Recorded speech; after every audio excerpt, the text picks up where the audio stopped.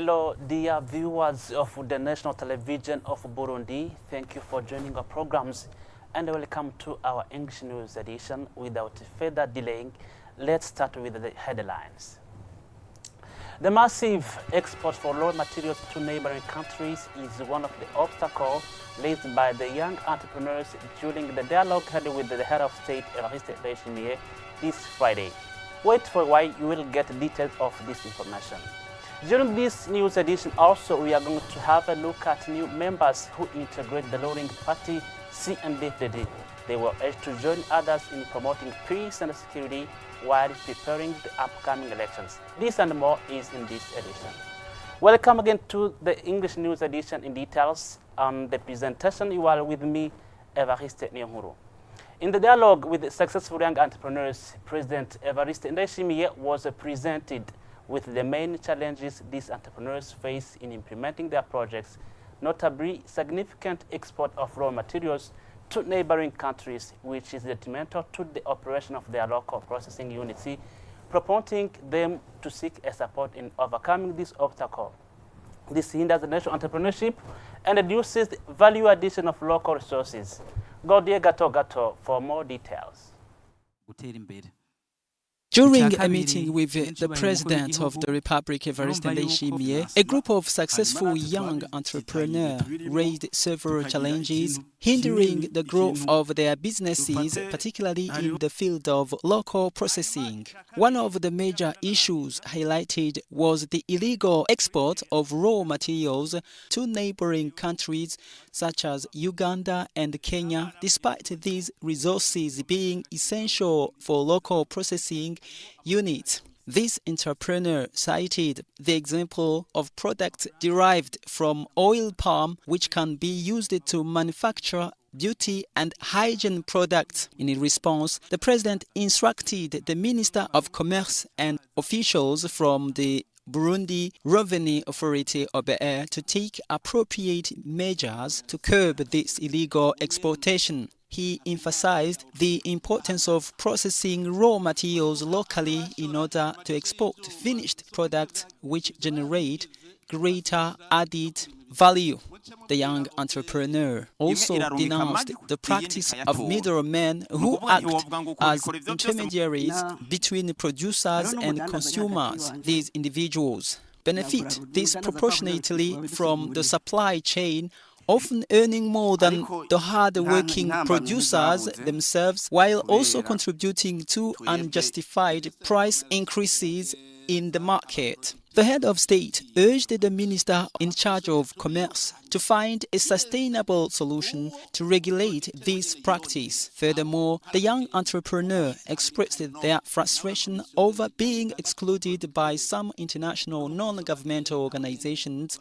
These organizations often refuse to involve them in their projects, arguing that the youth are already supported by the Economic Empowerment and the Youth Employment Program (PAEG), despite the fact that they possess the qualifications required to compete. President Ndayishimiye then instructed the ministry in charge of cooperation to guide these organizations to align with the government's vision of supporting youth entrepreneurship. He also called on the Ministry of the Interior to ensure that these non-governmental organizations do not foster division among Burundians in the implementation of their projects.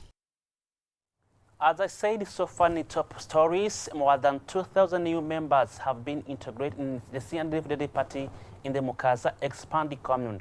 Lorena Himana, the Deputy Secretary of the CNDD-FDD party in Bujumbura Province, urged these new members to join others in promoting peace and security while preparing the upcoming elections. The ministry in charge of national solidarity, social affairs, human rights, and gender organized this Thursday the open day of the Resolution 1325 of the United Nations Security Council on Women, Peace and Security. This resolution contributes to the self-financing of women. Jackson Irakoze has the story. This open day event of the United Nations Security Council Resolution 1325 on women, Peace and Security is organized by Ministry in charge of National Solidarity, Social Affairs, Human Rights, and the Gender in collaboration with development partners.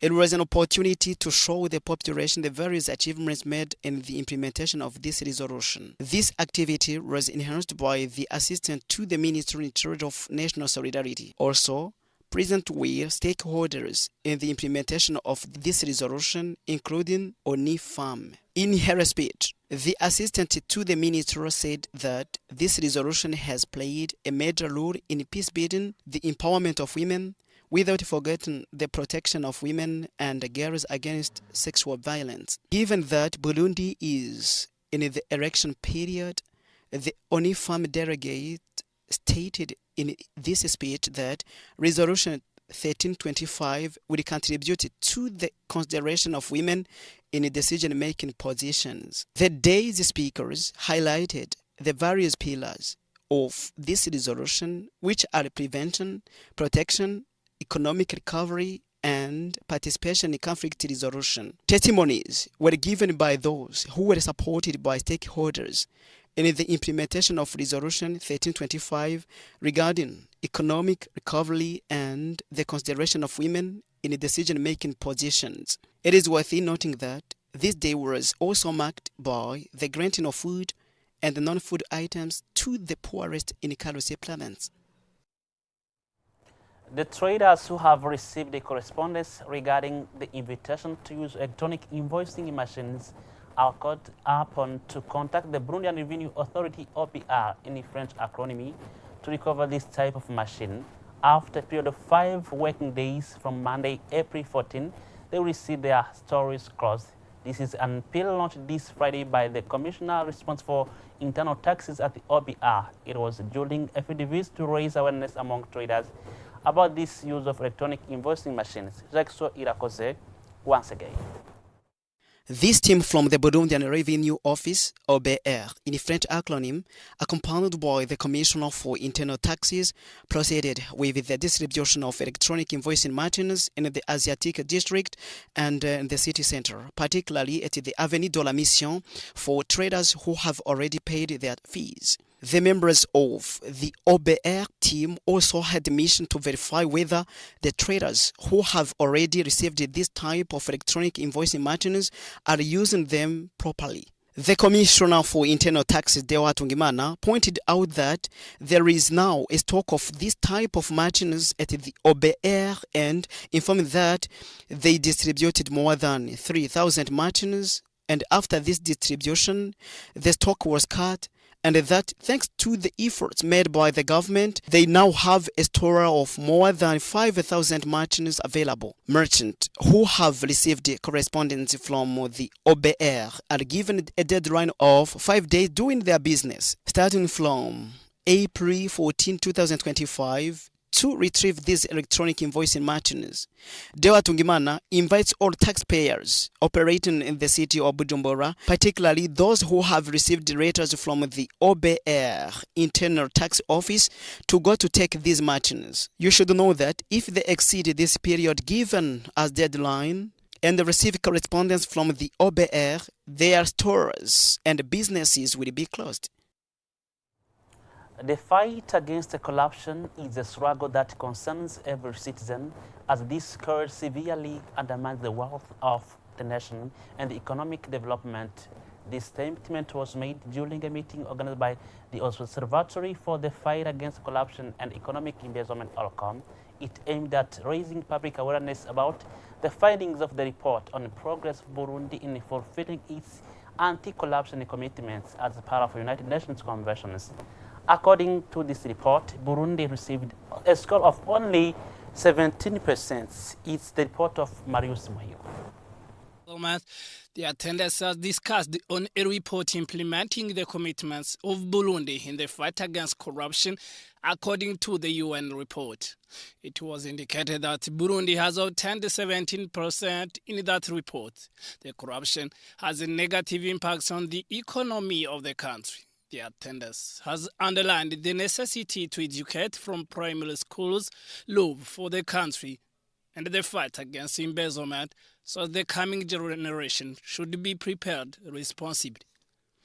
Information sources should be also protected in order to reinforce the fight against corruption. Panelist Semforie Nibagirigwa has stated that the fight is for all, insisting on the crucial role of the government in the respect of its commitments to fight against corruption. Media are also invited to contribute, including responsibles of the government, civil society, and journalists. Physical exercises help military personnel get accustomed to sharing their daily activities. General Prime Niyongabo, Chief of the National Defense of Burundi, stated this on Friday at Gitega during the final of a military competition organized by the FDNB in this province. From Gitega, the political capital city of Burundi, Diorenda Chisaba was on the ground.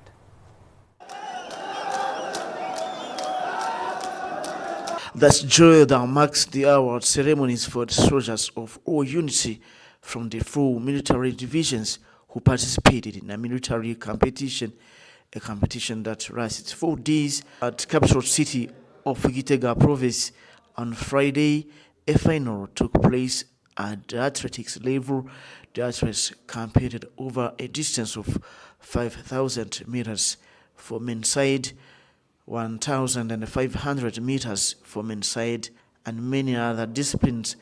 The Chief of National Defense of Burundi, who had enhanced these ceremonies, General Prime Niyongabo, congratulated the athletes who participated in this competition. He before on the spirit of cohesion that characterized the soldiers.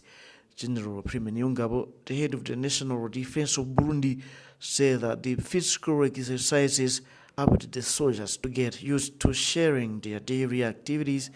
According to General Prime Niyongabo, always a priority, the leaders within the armed forces must understand that physical exercise plays a vital role in building a strong army. He thanked the military for their already steps made at athletics level. After this competition, individual prizes were awarded to athletes who did better than others during this competition. Both men and the women were also awarded trophies. The teams that won first and second place. The first place was won by the special forces responsible for the protection of institutions, and second place was taken by a training unity from non-commissioned officers school.